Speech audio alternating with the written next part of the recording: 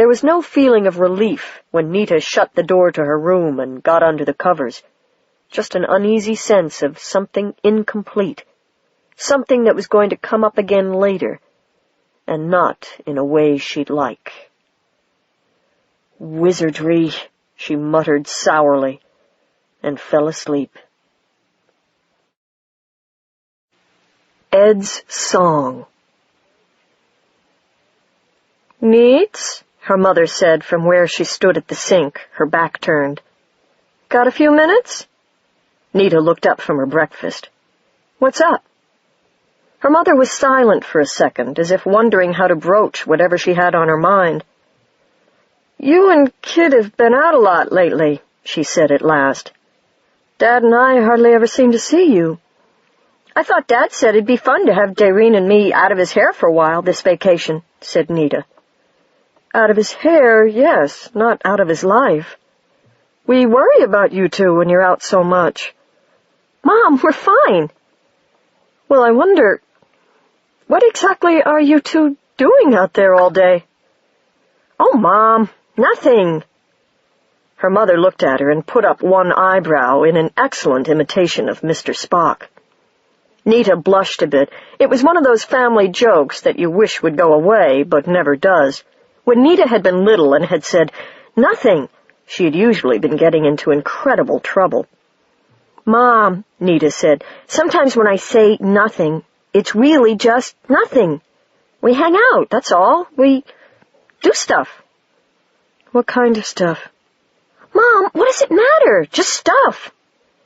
"It matters," her mother said, "if it's adult kinds of stuff, instead of kid stuff." Nita didn't say a word. There was no question that what she and Kit were doing were adult sorts of things. Her mother took in Nita's silence, waiting for her daughter to break it. "I won't beat around the bush with you, Neats," she said at last. "Are you and Kit getting physically involved?" Nita looked at her mother in complete shock. "Mom," she said in a despairing groan, "you mean sex? No!" "Well," her mother said slowly, "that takes a bit of a load off my mind." There was a silence after the words.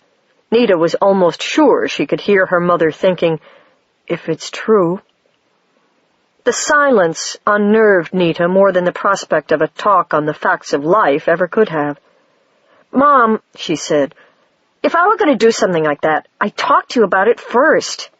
She blushed as she said it. She was embarrassed even to be talking about this to anybody, and she would have been embarrassed to talk to her mom about it, too. Nevertheless, what she'd said was the truth. "Look, Mom, you know me. I'm chicken. I always run and ask her advice before I do anything." "Even about this?" "Especially about this." "Then what are you doing?" her mother said, sounding just plain curious now. And there was another sound in her voice. Wistfulness. She was feeling left out of something. "Sometimes you say to me, playing, but I don't know what kids mean anymore when they say that. When I was little, it was hopscotch or Chinese jump rope or games in the dirt with plastic animals. Now when I ask Daireen what she's doing and she says playing, I go in and find she's doing quadratic equations or using my hot curlers on the neighbor's red setter. I don't know what to expect." Nita shrugged. "Kit and I swim a lot," she said. "Where you won't get in trouble, I hope," her mother said.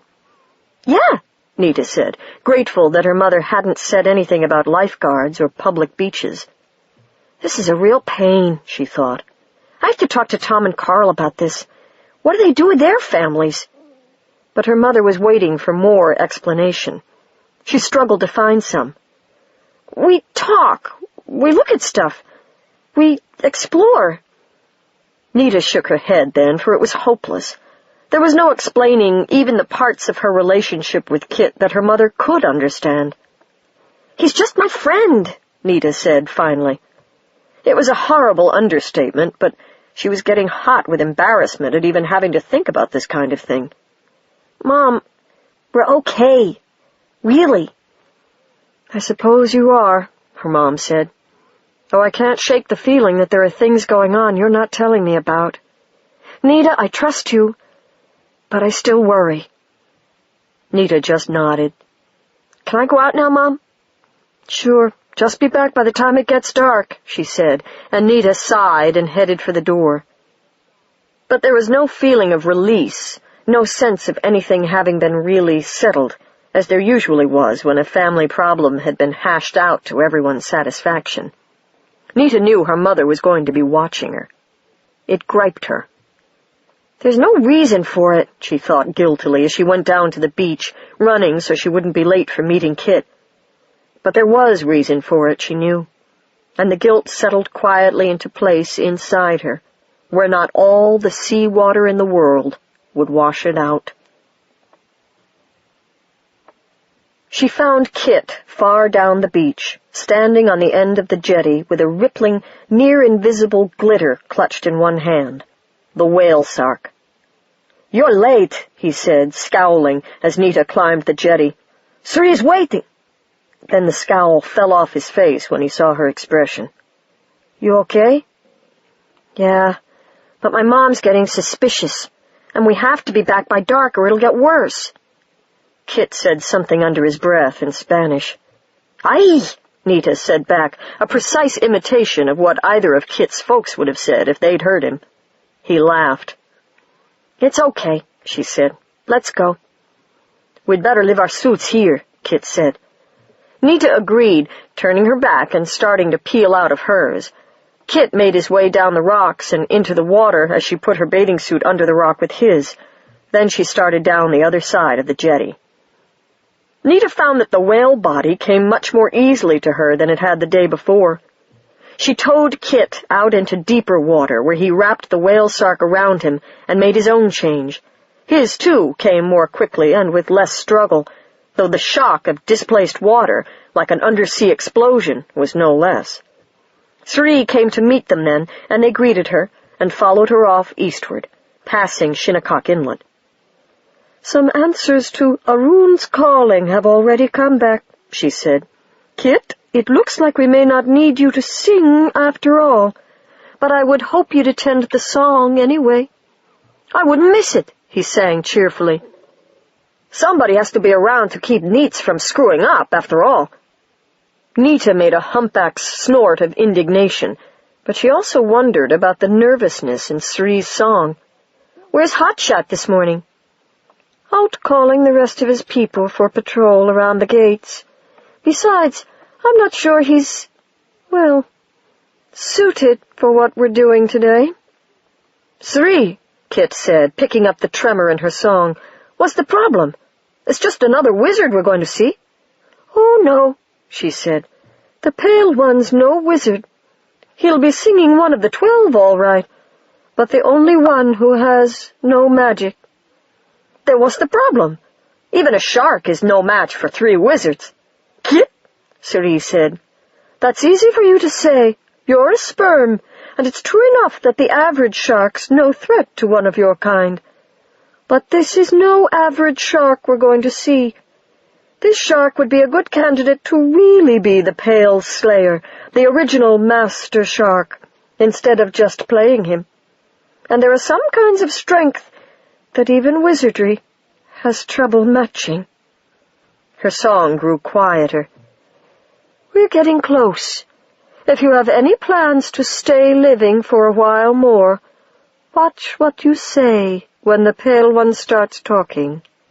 And for the sea's sake, if you're upset about anything, don't show it."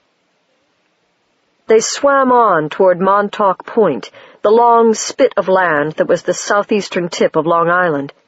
The bottom began to change from the yellow, fairly smooth sand of the South Shore, littered with fish havens and abandoned oyster beds and deep undergrowth, to a bottom of darker shades, dun, brown, almost black, rocky and badly broken, scattered with old wrecks.